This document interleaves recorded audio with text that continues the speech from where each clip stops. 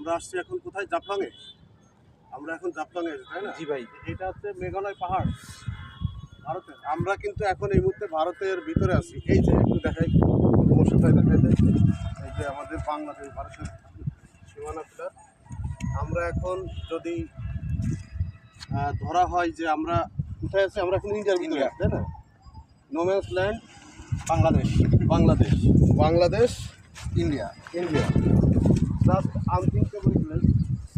এরকম প্লেসে কখনো ঘোরা হয়নি। সব কিছু আসলে আমার সহকর্মী মোর্শেদের, আর এর সাথে আছে আমার বাংলা বিভাগের ভাই, কে জানো? পাভেল।